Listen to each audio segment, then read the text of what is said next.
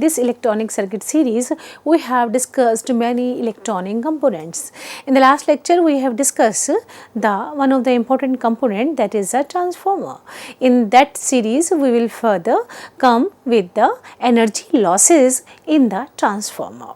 So, how the energy losses done in the transformer and what type of the energy losses in the transformer we will discuss. So, we use an ideal transformer in the previous equation without any energy losses. However, there are some energy losses do occur in the actual transformer, that because of the following reasons. So, first reason is the flux leakage. So, because of some flux leaks from the core, not all the flux generated by the primary coil make it to the secondary coil. So, this occurs as a result of the core's inadequate design or presence of air holes in the core. So, this losses is because of the flux losses, as some flux leaks from the core. It is possible to lower it by wrapping the primary and the secondary coils over each other. So, it can also be lowered if the core is well designed. So, we can prevent the flux leakage by making the well designed arrangement of the primary and the secondary coil. Another reason is the windings resistance. So, winding resistance, because of the wire we are using for the windings has some electrical resistance. So, energy is wasted as a result of the heat generated in the windings. So, these are mitigation in the high current, low voltage windings by utilizing thick wire with the high conductive substances. So, this windings resistance can be removed. So, this is losses. Another loss is because of the eddy current. So, the alternating magnetic flux creates eddy currents in the iron core, so resulting in the energy losses through the heating. So, by using a laminated core, the impact is decreases. So, whenever we are using a wiring and then if we laminate the core, so the eddy current losses will be less. So, we can improve this. Another losses is the hysteresis losses. In each AC cycle, the alternating magnetic field reverses the magnetization of the core. So, the loss of the energy in the core occurs as the heat owing to the hysteresis losses, which can be minimized by employing a magnetic material with a low hysteresis losses. So, if we take such type of material where it is having the less hysteresis loss, so we can use in place of the previous one. So assuming we have a transformer with a single turn in the primary and only one turn in the secondary, if 1 volt is applied to the one turn of the primary coil, assuming no losses. That will be the case of the ideal transformer. Enough current must flow and enough magnetic flux generated to induce 1 volt in the single turn of the secondary coil. So, this is each winding support the same number of volt per turn. So, as the magnetic flux varies sinusoidal, so we can take phi is equal to phi maximum sin omega t. You can see on the screen there is a phi is equal to phi max sin omega t. Then the basic relationship between the induced EMF, that is E, in a coil winding of the N turns is given by EMF is equal to turns into rate of change. So in this way we can get the EMF turns into rate of change. So we can already discuss it that if E is equal to n d phi by dt, we can write it as E is equal to n into omega into phi max into cos omega t. We can put the value of phi from previous equation, that is the phi maximum sin omega t. Now if we take the d phi by dt, then we can have the cos omega t, phi maximum cos omega t. Now E maximum is equal to n omega phi max. So E max is equal to n omega divided by root 2 into phi max, which is equal to 2 pi by root 2 into f into n into phi max. So finally we get ERMS is equal to 4.4 divided by n phi maximum. So you know that f is a frequency, flux frequency, that is in the hertz, that can be replaced by the omega by 2 pi, and is the number of the coil windings, phi is the amount of the flux in the unit of the vapors. So this is known as the transformer EMF equation. So for the primary winding EMF, N will be the number of primary turn, and NP for the NP for the number of the primary turn, and if we do the secondary, then it will be the NS. So N will be the number of the secondary turns. So also we can have the transformer requires an alternating magnetic flux to operate correctly. So transformer cannot therefore be used to transfer or supply DC voltage or the current, since a magnetic field must be changing to induce a voltage in the secondary winding. So or we can say transformer do not operate on the steady state DC voltage, only alternating or the pulsating voltage. It will work on the alternating or the pulsating voltage. Transformer do not operate on steady state DC voltage. So if the transformer's primary winding was connected to the DC supply, the inductive resistance of the winding would be 0. As we know, the DC has no frequency. So the effective impedance of the winding will therefore be very low and equal only to the resistance of the copper used. So thus the winding will draw a very high current from the DC supply, causing it to overheat and eventually burn out. So this is the reason why this statement that transformer do not operate on the steady state DC voltage is clear now. So we can say thus the winding will draw, the winding will draw a high current from the DC supply, causing it to overheat and eventually burn out, because as we know that I is equal to VR. So now what are the applications of the transformer? Now we discuss some of the application between that. So we have the following most common uses of the transformer. Number 1, increasing or reducing the voltage level in the AC circuit to ensure the correct operation of the circuit's various electrical components. Whenever we require the increase in the voltage or the reducing in the voltage in the AC circuit, we use the transformer. Second, it stops DC from flowing from one circuit to the another circuit, as we discussed. Another point, it separates the two separate electric circuits. So it will separate the two electric circuit. Number 4, before transmission and distribution can take place, the voltage level at the electric power plant must be increased. So transformer these are the some of the application of the transformer.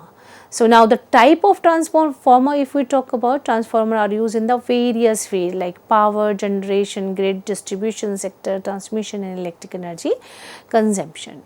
So there are the many types of transformer. If we talk about, there are the various types of transformers which are classified based on the various factors like working voltage range, like the medium used in the core, what medium we are using in the core. On the basis of that, we can distinguish the types of transformer. And then winding arrangement, what type of winding we are using, just a formation of the transformer.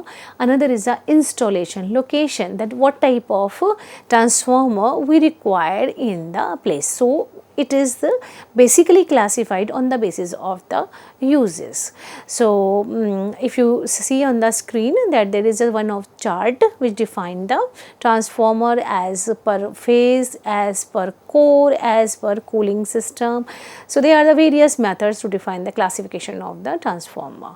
If you see as a phase is a single phase and three phase, you all listen about it, and as a core it is a core or shell type, or as per cooling system it is a self cooled, air cooled, oil cooled.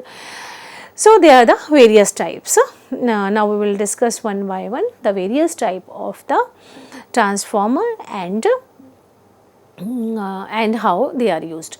So first we take type of transformer based upon the transformer's core, what type of core we are using. So it is classified into three form. One is the core type transformer, second is the shell type transformer, third is the berry type transformer. Another is the type of transformer based on the voltage conversion.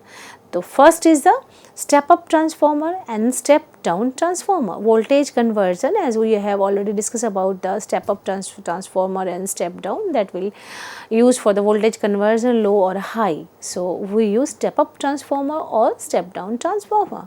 Another is the type of transformer based upon its purpose, like what we require. We require the power transformation, we require the distribution transformer, we require the isolation transformer, we require the instrument transformer. Moreover, we are having the current transformer and the potential transformer. The fourth type of transformer is the based upon the winding. So transformer type based upon the windings are number one, two winding transformer, second is the auto transformer, and if it is classified on the basis of the insulation, then we have the one is the dry type transformer and the oil immersed transformer. The sixth type of transformer classification is the based upon the phase, as we have seen in the flow chart that on the phases we have the two type of transformer, single phase transformer and the three phase transformer. Like many other electrical devices, there are the many ways to classify the type of transformer. So based upon the phases, we will divide into the two types. Moreover, again according to the function, we also divide into two types. On the phases, we define the single phase and the three phase. And if we talk about the function, then once in the form of the function, we define the step up transformer and the step down transformer.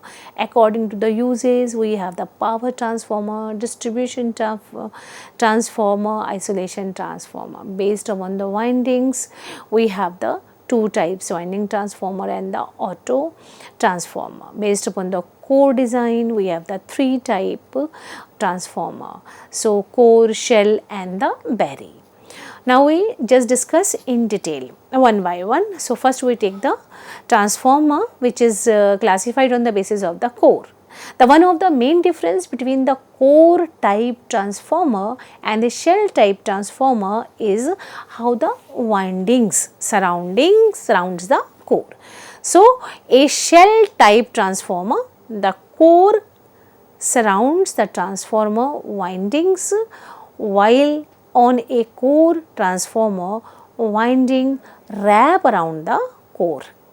So what we are having here in the shell type transformer, the core surrounds the transformer windings, but if we talk about the core transformer, windings wrap around the core.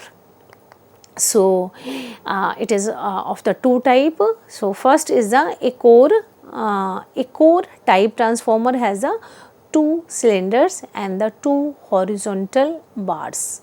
You can see two cylinders and two horizontal bars, and both the HV and LV coils of it are located on the center column. You can see it in the diagram that how it is you can see that the first is the magnetic core is a square form with a common magnetic circuit. The cylindrical coil HV and LV are located on the two cylinder. You can see that here the core type of transformation, here we are having a 3 phase and it is a single phase, and the two cylindrical here we are saying that we are having the two horizontal bars and the two cylinders if we talk about the single phase transformer. So, magnetic core is a square form with a common magnetic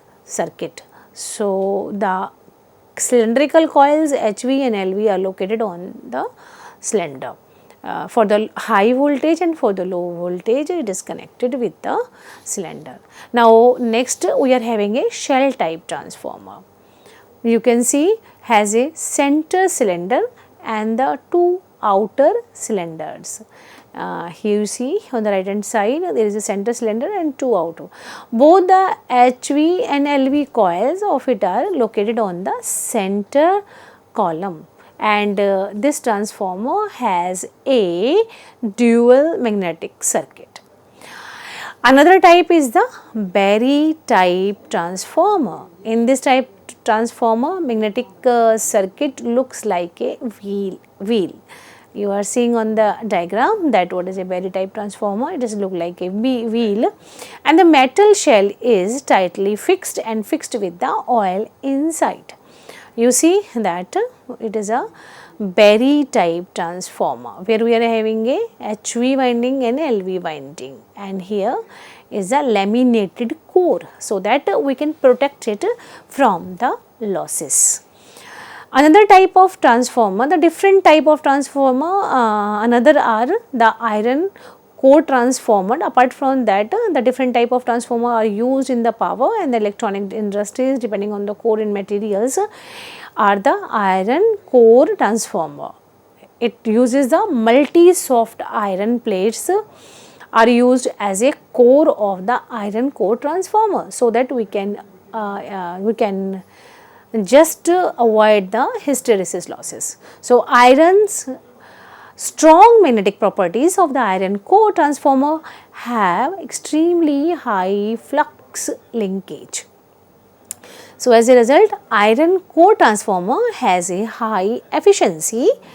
The soft iron core plates come in the variety of sizes and shapes. So, a few typical shapes which are of the iron core are the E, I, U and L.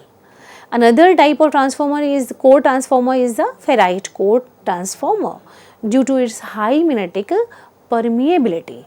A ferrite core transformer uses one. So, if we do use the high frequency application, so this kind of transformer we can use, and it will provide the incredibly low losses. So, in high frequency application like switch mode power supplies and RF related applications, we use the ferrite core transformer. Another is the toroidal